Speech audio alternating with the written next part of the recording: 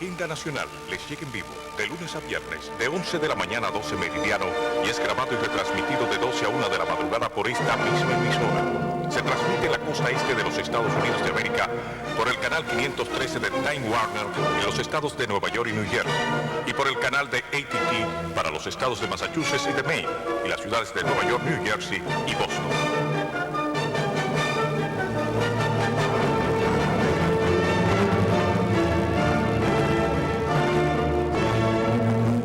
Dominicanos, todo el territorio de la República y en ultramar de la costa este de los Estados Unidos de América, e igualmente a todos sus habitantes de habla hispana. Hoy lunes 14 de abril del año 2003 traemos otra edición de Agenda Nacional. Este programa sustenta los valores de la libertad y la democracia y el derecho de los dominicanos y los latinoamericanos al desarrollo económico y social, con apego y respeto a los principios de soberanía y autodeterminación que sustentan y hacen posible la convivencia pacífica de pueblos y naciones, para identificar y analizar los obstáculos que han impedido e impiden que alcancemos la condición de vida, la felicidad a los acreedores. Les habla Leopoldo Estrellana, Anita. Para llevar adelante este programa contamos como siempre con la ayuda y colaboración de nuestro amigo el licenciado Roger Orlando Pinto. Muy buenas, Roger. Muy buenos días, ¿qué tal? Muy buenas. Bueno, para mañana, como habíamos quedado la semana pasada, venimos con el licenciado Mario Viña, pero vamos a hacer el programa entero para examinar la situación de los bancos y además los interesantes análisis que ha estado haciendo el licenciado Viña sobre el endeudamiento, el gasto corriente y todo lo que determina la situación precaria que acusa en este momento tanto las medidas que ha tomado el gobierno dominicano como las que tomó el Banco Central. Y hoy vamos a ver algunas de las noticias que saca la prensa, en boca nada menos que del mismo presidente de la República. Quería comentar, la prensa nos trae la información de que muere un soldado dominicano en Irak. Eso es algo que ya nosotros precisamente temíamos que iba a suceder. Aquí está.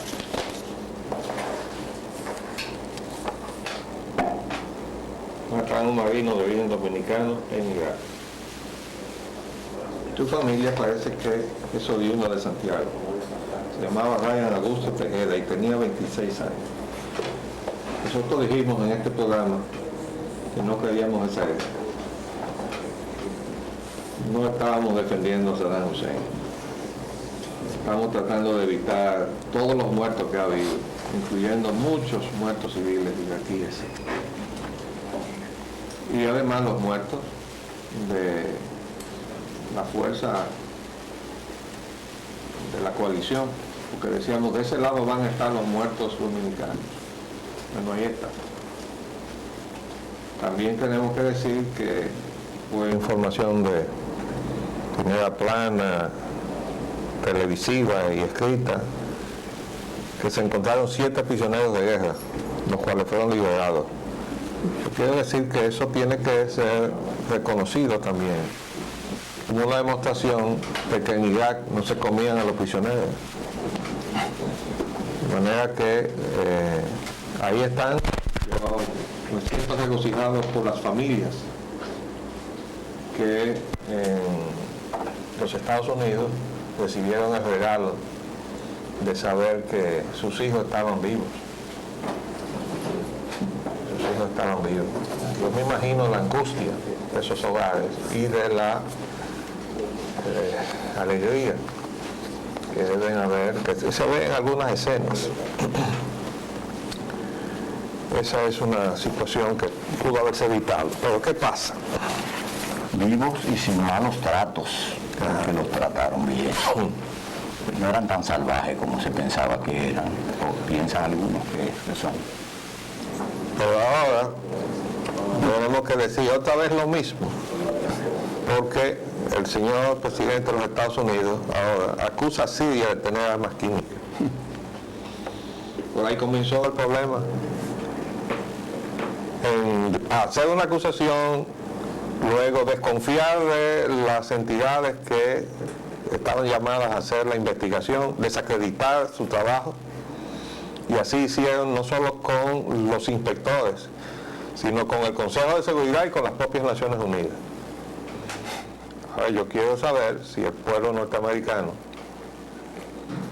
que de alguna forma yo diría que manejada y manipulada por la prensa, apoyó todo esto, aunque no en la medida en que se ha dicho, puesto que del otro lado estaban las enormes manifestaciones masivas en contrario y las resoluciones de las entidades municipales de más de 100 ciudades y condados. Vamos a ver si el pueblo norteamericano va a permitir que su gobierno se embarque en esta otra aventura. Vamos a ver, amigos. Oye, ¿qué usted opina de eso?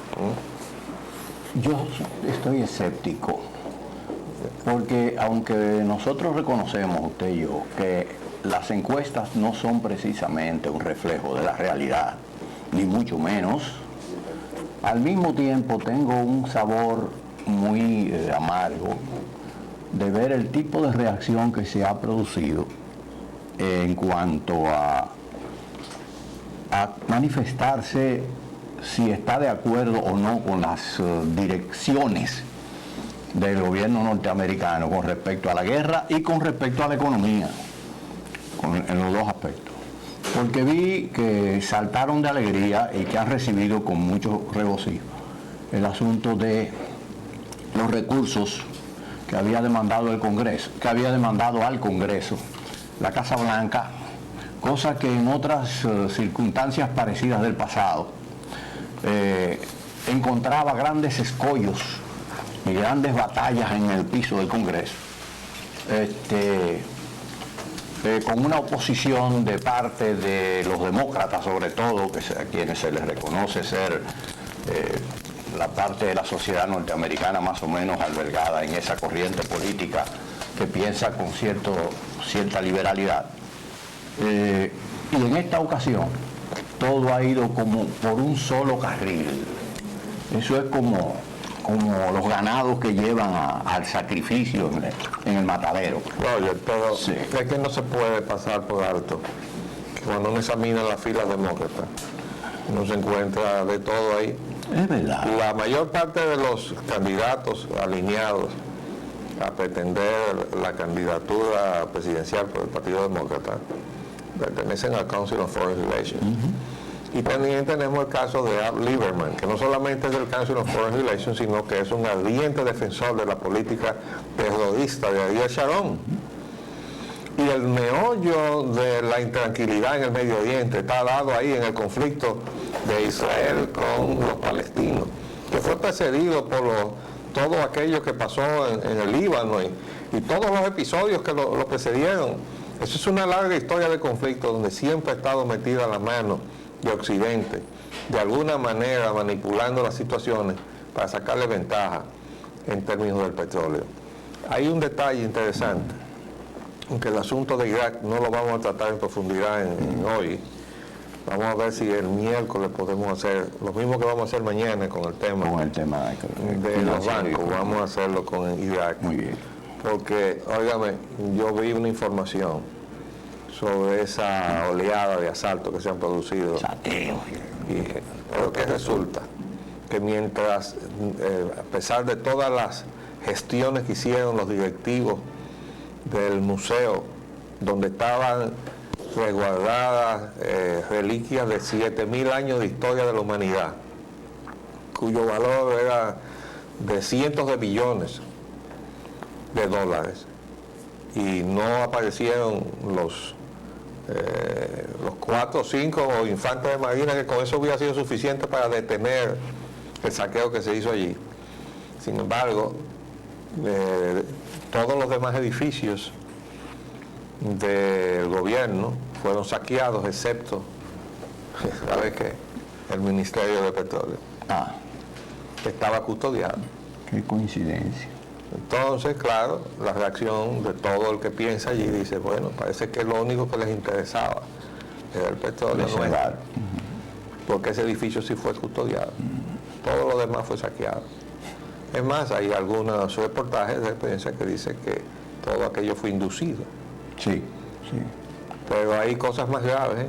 Yo vi un reportaje que desde luego no vino por vía de los Estados Unidos, sino de Europa, que dice el reportero que él vio infantes de marina dispararle a sangre fría a civiles, hombres, mujeres y niños, bajo la sospecha de que cualquiera de ellos podía ser un terrorista provisto de bombas, ¿no? O sea, una bomba humana. Óigame, ahí pasaron muchas cosas. No hemos conocido ni la mitad. Vamos a ver, dejemos eso para el miércoles, si confirmamos el manejo del tema en ese día. Nos adentramos ahora al ámbito nacional, en donde han habido algunas remociones y designaciones en el tren del Estado. Es nombrado subcomandante de la 6ª Brigada del Ejército el señor Pepe Goyco, coronel Pepe Goyco. Julio Cross es removido de la Superintendencia de Electricidad y nombrado en la Superintendencia de Bancos. Alberto Atala es removido de la Superintendencia de Bancos y es nombrado en la Secretaría Administrativa de la Presidencia. Pedro Franco Badía es removido del Plan Renove y es sustituido por Siquio NG de la Rosa. Bueno, los cambios que se han hecho en este fin de semana hay que analizarlos desde distintos puntos de vista. Por ejemplo, lo del nombramiento de Pepe Goyco. Bueno, eso realmente va a colocar al presidente de la República en una situación sumamente desairada. ¿Por qué? Bueno, porque la conducta del coronel Pepe Goyco, que además debo decir que es hijo de amigos míos, yo soy amigo de su padre, Julio Alfredo Goyco, y de su madre, Golia Guerrero, y de su tío, José Dolores Guerrero, pero eso no quita la conducta de este muchacho, que comenzó ahí en la Lotería Nacional y lo llevó a la cárcel.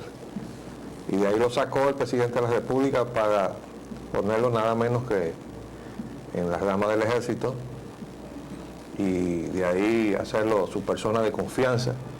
Y ya vimos el escándalo que produjo la bendita tarjeta que le entregara el Baninter, con las consecuencias que también trajo para el propio Baninter.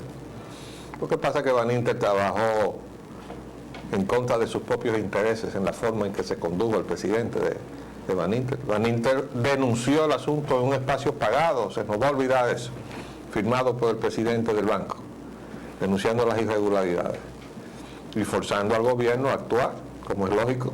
Pero resulta que Baninter tenía un ejecutivo del banco que era un oficial de alto rango activo en las Fuerzas Armadas. ¿Y cómo se explica eso? Y a la hora de nones resultó que no había pasado nada, todos fueron descargados y bueno, y ahí está de vuelta el coronel Goyco y ahora está en un lugar de mando, o sea, es subjefe de la brigada del este, ¿verdad? La 6ª Brigada. Yo creo que eso va a traer problemas. Bueno. En cuanto a Julio Cross, yo quiero decir que es una persona sumamente competente, pero esta es otra designación que hay que verla no en el sentido de hacia dónde va, sino de dónde salió. Si el señor Julio Cross había actuado responsablemente dentro de sus atribuciones para pagarle el coche a esta partida de salteadores con cara de honorables que tenemos aquí en el negocio eléctrico, obra del gobierno de Leonel Fernández y de este gobierno también. Entonces, el señor Julio Cross había embargado las cuentas de la AES, porque la AES dejó pasar el plazo que le había otorgado para cumplir sus obligaciones reglamentarias. Tiene que aportar un porcentaje de sus ingresos a la superintendencia para que la superintendencia se nutra de eso para poder ampliar sus tareas de fiscalización. Pero una manera de evitar que la superintendencia fiscalice es secarle los fondos. Entonces la AES no quería contribuir con lo que estaba obligado a contribuir. Le dieron un plazo, pasó el plazo y la AES fue embargada en una actuación responsable de Julio Cross. Además, anunció que venía la tarifa técnica, que implica una reducción del precio de la electricidad para todos nosotros. Y además, el asunto de los apagones, que tiene que comenzar a contabilizarse a favor de nosotros en las cuentas que salgan ahora. Y en ese momento entonces coge el presidente de la República para removerlo. De modo que por mucho que él quiera, eso se ve no como que lo necesitaba en banca, donde sus capacidades profesionales indudablemente pueden ser muy útiles, sino como una forma de quitarle una molestia a estas empresas extranjeras que han venido a asaltarnos a nosotros, a mano armada, porque además ahora tienen nada menos que el destacamento militar que le creó el gobierno para poder hacer compulsivo su voluntad por sobre encima de todos nosotros y del derecho en la República Dominicana. Porque todos esos contadores que están instalados se hicieron violando la ley que establece claramente que no se puede instalar un contador si no está previamente calibrado y precintado por Digenor. ¿Para qué? Para protegernos a nosotros. ¿Y qué ha hecho el gobierno con eso? Absolutamente nada. Les permitió instalar los contadores que le dio la gana a gente que tienen en sus países expedientes por engañar a los consumidores poniéndole precisamente medidores o contadores amañados. Entonces, y el presidente quiere que veamos eso con simpatía. No lo podemos ver con simpatía, presidente, y además lo vemos con sospecha.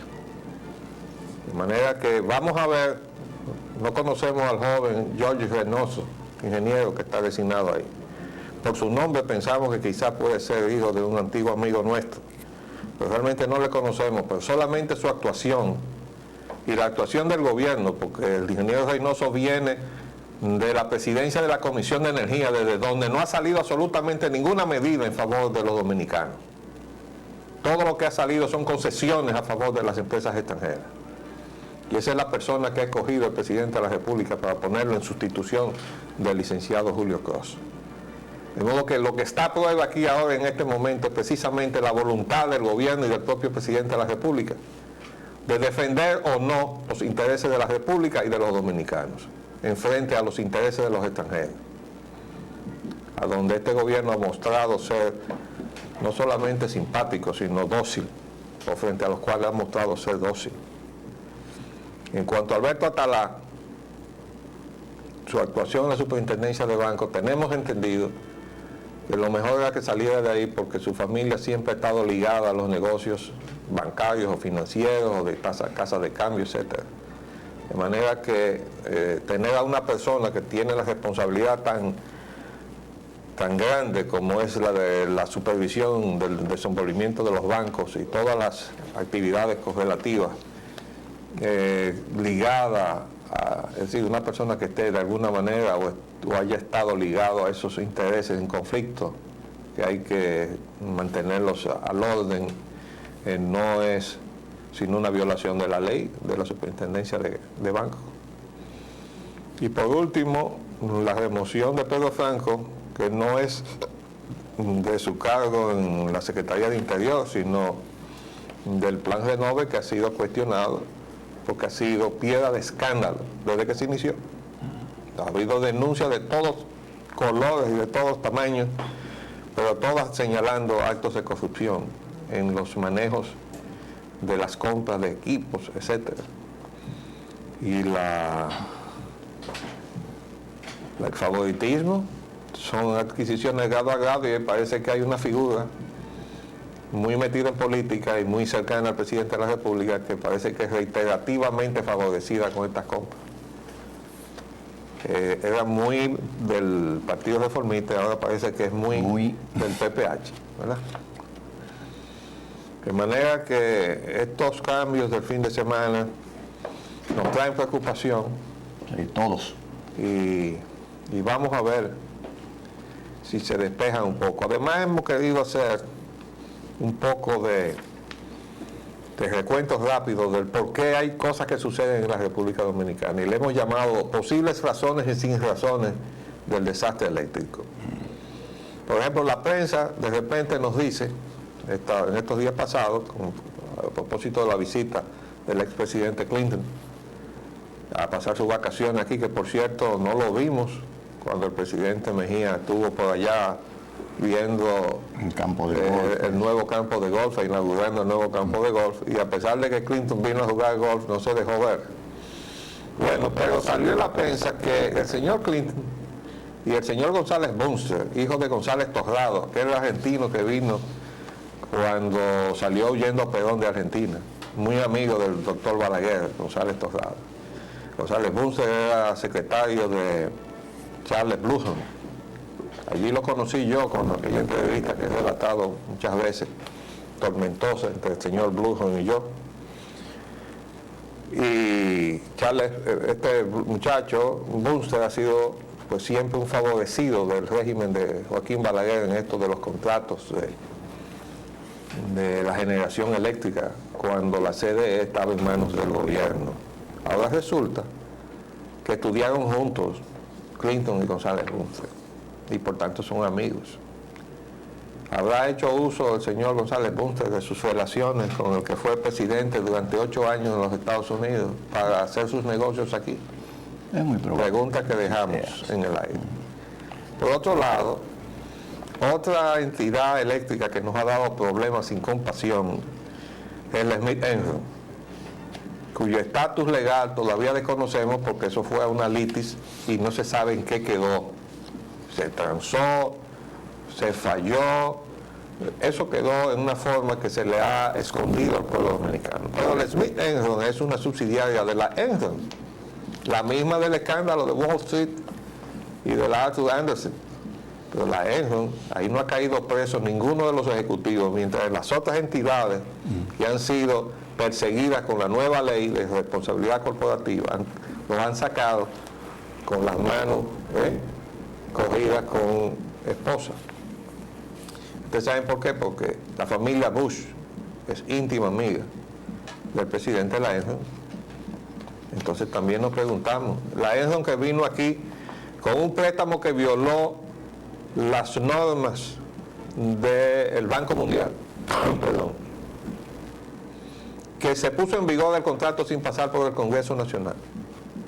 Y yo decía, tiene que haber alguien de mucho poder ahí detrás.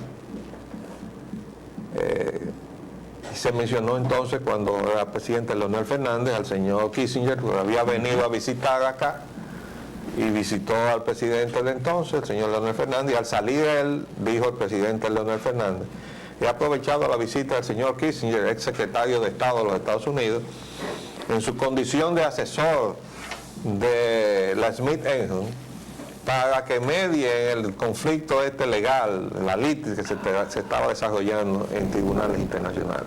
Y de ahí en adelante no volvimos a saber más nada sobre qué pasó con eso. Y por último, tenemos que mencionar los problemas, es decir, la vertiente de las empresas españolas que tenemos acá.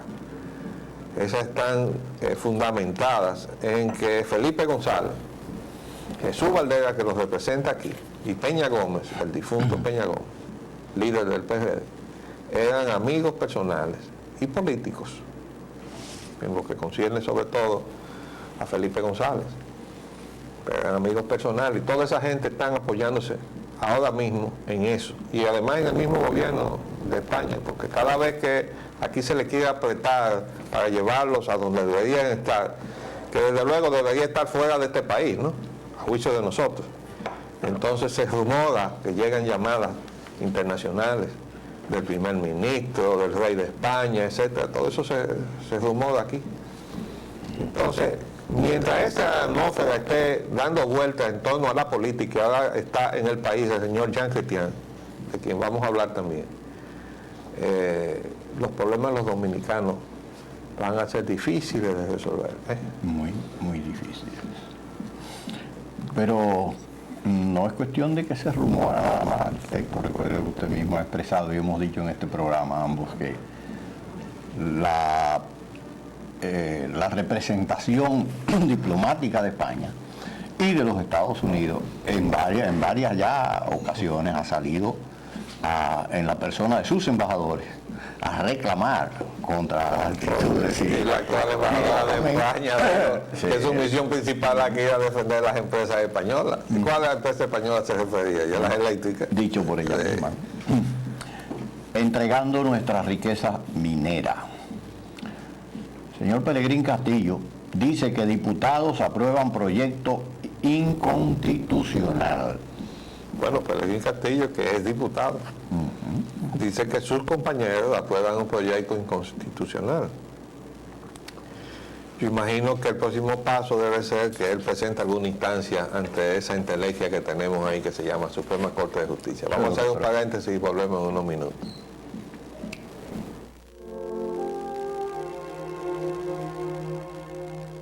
Pues bien, vamos a seguir con el tema. Estábamos comentando la llegada del... No, la ley minera. Ah, la ley minera. Para favorecer a... Sí, para favorecer una empresa canadiense que se llama Placer Dome, que es insólito, es decir, se está modificando la ley para acomodarla a un contrato particular. Este país no tiene... ¿Ustedes creen que eso es posible? Bueno, aquí, este es un país donde todo se puede, por eso es que estamos llenos de delincuentes internacionales. Yo creo que la voz se ha corrido. Ahí hay un país que es el paraíso de los delincuentes. Y recuerden que aquí se llegó a correr una voz durante la gestión de un secretario de turismo, de que este país es el paraíso de los homosexuales, y nos llenaron de homosexuales, con todas las consecuencias. Bueno, ahora cada rato viene Interpol y se lleva a un visitante distinguido aquí, nosotros lo tratamos como reyes, viven aquí como reyes, pero tienen una cola larga que todavía está allá, ¿verdad? Y cuando vienen detrás de ellos, los alcanzan aquí y se los vienen a llevar. Pero eso, la culpa es nuestra, porque nosotros los tratamos como tales. Incluso tenemos una confusión muy grande entre lo que es un inversionista y lo que es un oportunista, a no decirlo de otra manera. Entonces ahora, bueno, ese contrato, la Placer Dome, empresa canadiense, se dijo que había que complacer al primer ministro que estaba al llegar, teniéndole aprobado una serie de cosas, entre ellas eso. Y ahí se metió a todo meter la Cámara de Diputados y lo aprobó de urgencia. Bueno, y ahí está. Aquí está la llegada del primer ministro. Llegó. Mira ahí. Vino con su esposa. Este va a matar 2 pájaros de un tiro.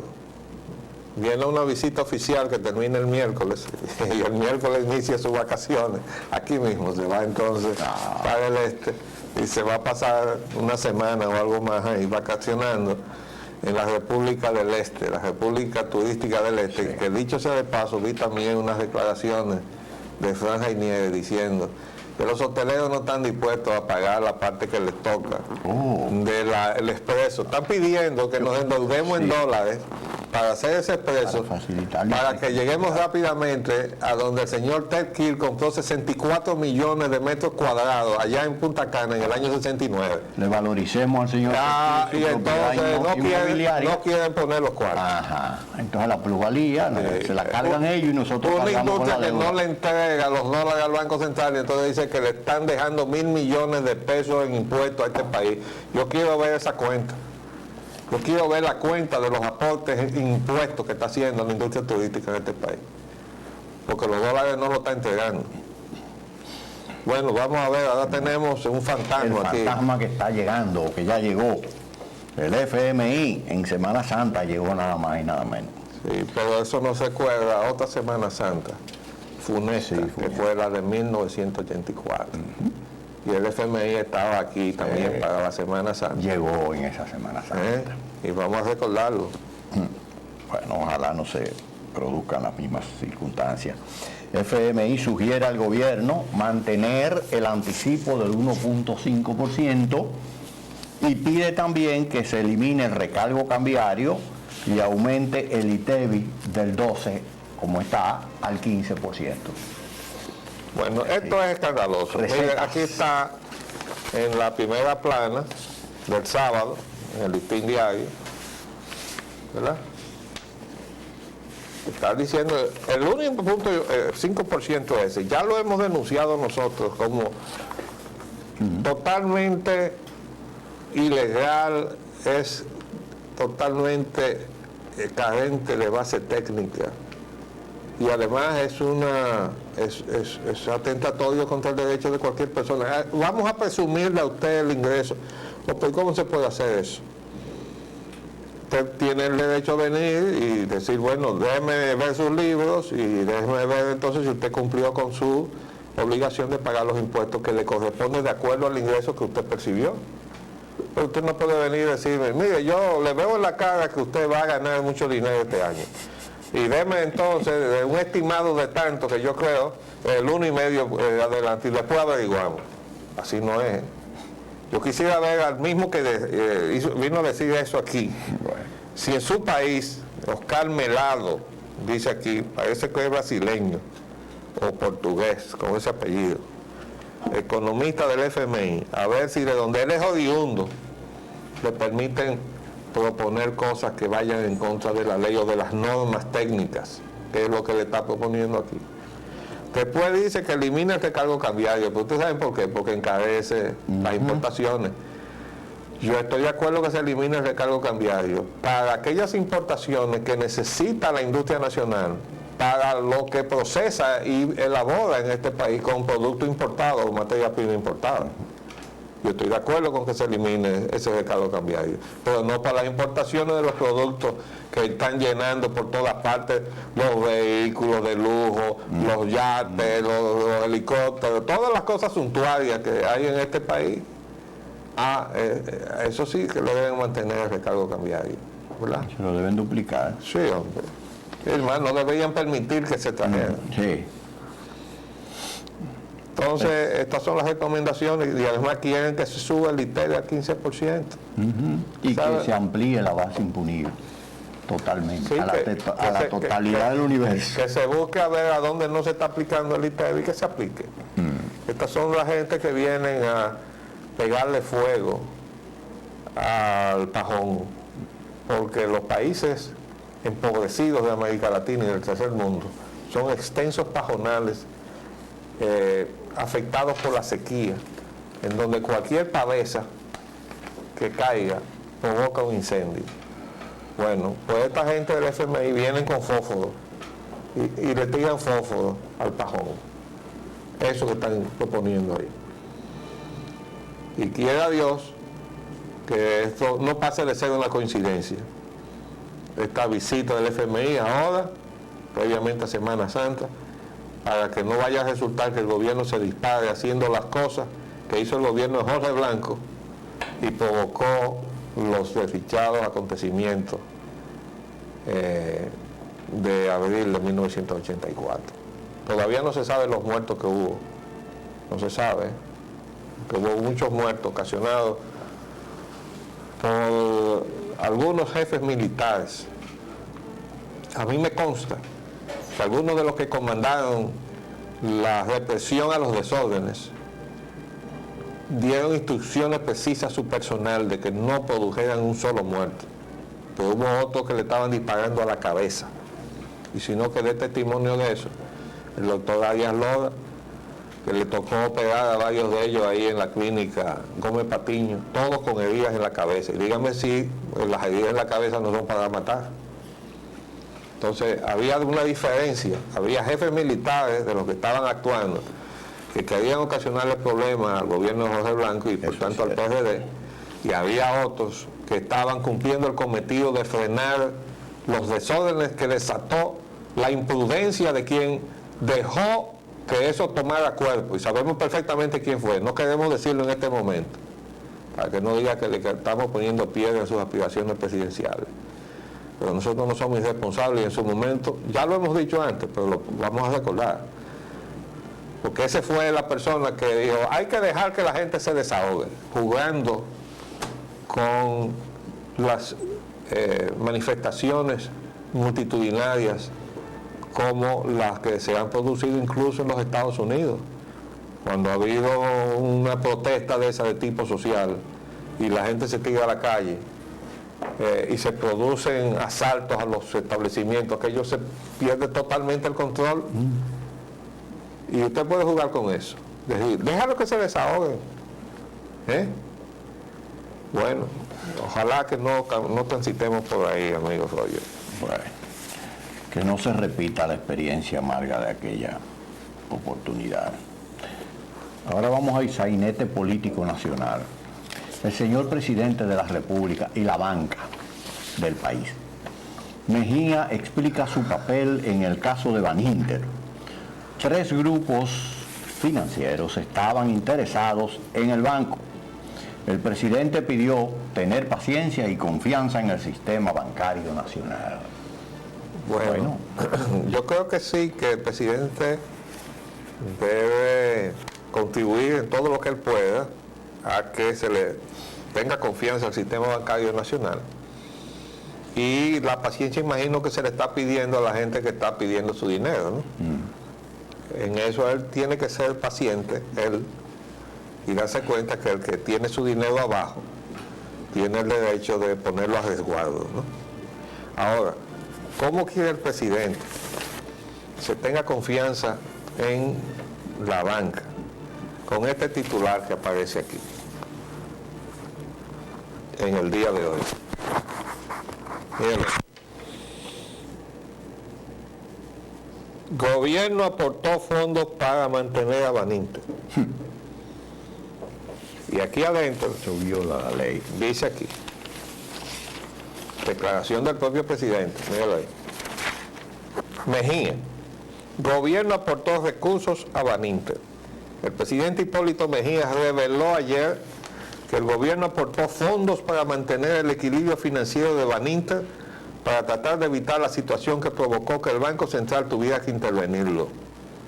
Manifestó que antes de anunciarse la frustrada fusión con el Banco del Progreso, había las ofertas del Grupo León Jiménez y la del Banco Nova Scotia. Sin embargo, se desligó de la situación por la que atraviesa Baninter, señalando que su manejo es competencia exclusiva de la Superintendencia de Banco y de la Junta Monetaria. Bueno, si el presidente hubiera mantenido eso que dijo ahí al final, y no eso que él acaba de admitir, No se hubiese de creado. que el gobierno aportó recursos para salvarle la situación a Baninter, Lo que no hace ninguna gracia. que tenemos ahora que exigir una explicación. Ahora probablemente va a decir el presidente que lo interpretaron mal y que eso no fue así, pero eso es lo que dice aquí el periodista Juan de la Cruz en el periódico El Día. Óigame, el gobierno, a través de la superintendencia de banco, estaba supuesto, y no estoy hablando del presidente, estoy hablando del Estado, la superintendencia de banco, en representación de los ahorrantes, estaba obligado a darle seguimiento a las operaciones que estaba haciendo el Baninter. ¿Qué hizo el Baninter? Bueno, ahí tenemos el testimonio que dio el propio Julio Jacín. Dijo que el proyecto que ellos tienen ahí, él y el doctor William Hanna en NACO, no era de 800 millones, como se decía, sino era de 100 millones de dólares. O sea, 3 veces los 800 millones, 2.400 millones de pesos. ¿Y por qué se había embarcado el Baninter en eso? Bueno, porque la información que tenemos desde hace mucho es que detrás de Julio Jacín y de William Hanna estaba el propio Ramón Báez Figueroa en ese proyecto. Y por eso entonces, esa confianza de darle esa enorme suma de dinero del banco a ese proyecto. Eso no son 2 centavos. Esa suma de dinero metida toda en un solo proyecto es suficiente para que un banco se vaya de cabeza. Pero el señor Ramón Báez Figueroa no se limitó a ese tipo de inversiones. Yo estoy esperando que se aclare la denuncia que me hizo de manera una fuente muy responsable, que en última instancia no se atrevió a venir aquí porque le amedrentaron. Y es una mujer, una abogada especializada en cuestiones aeronáuticas, la doctora María del Carmen Delgado, de que los hermanos Azul habían vendido su parte en Aerodón, el consorcio de los aeropuertos internacionales, al señor Ramón Báez Figueroa. ¿Y con qué dinero hacía el señor Ramón Báez Figueroa todas estas operaciones? Bueno, con el dinero del banco. Entonces, eso era lo que tenía que haber cuidado la superintendencia, que no se produjera. O sea, tenía que haber llamado al orden al presidente del banco y decir, usted no puede hacer esas operaciones. Pero no, como dice ahora el presidente, que el gobierno le metió dinero al Baninter para resolverle su problema. Hoy, ¿cómo va ahora a justificar el presidente? ¿Cómo fue que hizo él eso? ¿De dónde sacó esos recursos? ¿De dónde los sustrajo? ¿De qué propósitos? Porque tenía que ser fondos asignados a algo que él dijo, bueno, en lugar de eso, que para eso que están ahí, vamos a usarlo en esto otro. ¿Autorizado por quién? Entonces así no se pueden manejar los fondos del Estado y los fondos que provienen del fisco. Porque para eso es que se apruebe un presupuesto anualmente, lo aprueba el Congreso Nacional. Y está pasando lo que hemos dicho aquí. No hay disciplina fiscal. Lo que hay es un total caos, una anarquía fiscal. El gobierno gasta lo que no tiene. No se hace nada con consignarlo en el presupuesto porque eso no sirve absolutamente para nada. Y de acuerdo a los análisis que ha hecho el licenciado Mario Viña, que lo ha expuesto en este programa, la mayor parte del presupuesto se va en gasto corriente. Entonces, para poder invertir hay que cogerle prestado a la banca nacional y extranjera. Así lo que vamos es a un precipicio, porque estamos gastando de manera irresponsable. Esto es una situación muy delicada, sumamente delicada, y el presidente está en la obligación de ser ahora más explícito respecto de ese dinero, esos fondos que dice aquí el periódico, que en boca de él, que aportó el gobierno a mantener a Baninter cuando estaba en el borde del precipicio. El presidente y la reelección. Mejía desafía a Tuey de Camps a competir por la candidatura. Justamente ayer el PPH celebró una masiva concentración reeleccionista. ¿Y usted sabe dónde fue que la hizo? San Cristóbal. Oh, ¿no es eso un metamensaje, como le dicen? Bueno, yo no sé. Pudo haberse escogido cualquier otro lugar. No. Bueno. Aquí ahí está la residencia de un íntimo amigo de él, Sí. donde él va a cada rato, Johnny Morales. A cada rato va ahí. A República Dominicana, la Juventud Revolucionaria Dominicana impulsa la reelección. Según Esquea, son pasibles de sanciones los que la impulsan, encabezados por el secretario de Estado para la Juventud, Robert Polanco. Y yo digo que en algunos nos preguntábamos de qué servía la Secretaría de la Juventud, pero ahora ya sabemos para qué. ¿Verdad? ¿Por qué? La Secretaría de la Juventud. ¿Y qué es lo que está haciendo eso ahí? No, pues ya sabemos. Esa es otra plataforma para la reelección. El señor presidente, el PPH y la crisis del Partido Reformista Social Cristiano. Mejía afirma que los PLDistas respaldaron a Peinado. Bueno, óigame, después del lío que se ha armado con el Partido Reformista, ahora el presidente tira otra y dice que, pues él reconoció primero y después dijo que no, que los del PPH tenían su simpatía, no dijo a favor de quién, bueno, pero se denunciaba que era a favor de Estrella en Santiago. Y hoy tira que no, que los del PLD apoyaron a Peinado. Otro torpedo. Vamos, Se agrava la crisis del Partido Reformista Social Cristiano. Peinado y Estrella están distantes. Y altos dirigentes de ese partido presentarían dimisión. Peinado sigue firme. Entre los que presentarían dimisión está la amiga Liselo Marte.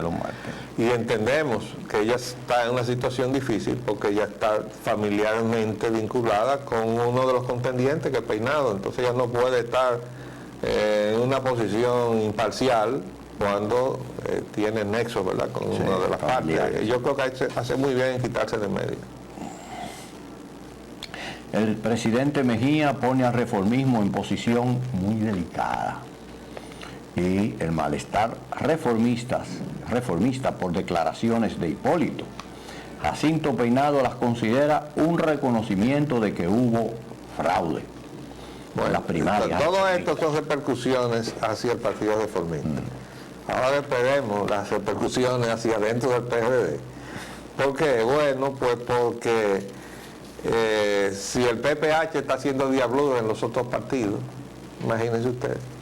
Ahora no podemos cerrar sin antes decir que Leonel Fernández se había embarcado en montar, y obviamente de manera indebida, una representación de Naciones Unidas, creó una asociación de las Naciones Unidas, ANU-RD, y entonces hoy sale entonces en la prensa esto: Naciones Unidas desautoriza a Leonel Fernández.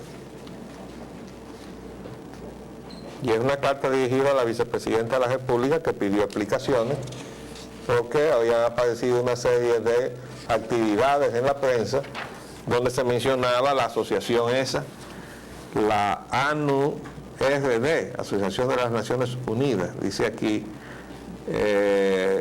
el coordinador residente del Sistema de las Naciones Unidas y representante residente del PNUD, dirigiéndose a la vicepresidenta. En referencia a su atenta carta fechada 28 de marzo de 2003, me permito dejar constancia de que no existe ninguna vinculación institucional, programática, operativa o financiera entre la Asociación de las Naciones Unidas, ANU-RD, y el Sistema de Agencias de las Naciones Unidas. ¿Quién se inventó eso? Leonel Fernández. Pero Leonel Fernández estaba dedicando esa entidad a perjudicar la identidad nacional, la misma que reclamó de Nueva York. Hay que defender la identidad nacional, y entonces vino a organizar un evento aquí dominico-haitiano. Pero vamos a volver sobre este tema, porque ya se nos acabó el tiempo en el día de hoy, y desde luego tenemos que decir que ojo con el señor Leonel Fernández. Ese señor dice una cosa y hace otra. Lo demostró en el poder y ahora lo está demostrando en la oposición. Nos ha dejado muchos problemas a los dominicanos. Lo malo es que no tenemos un gobierno hasta ahora con la voluntad de enfrentar esos problemas y solucionarlos.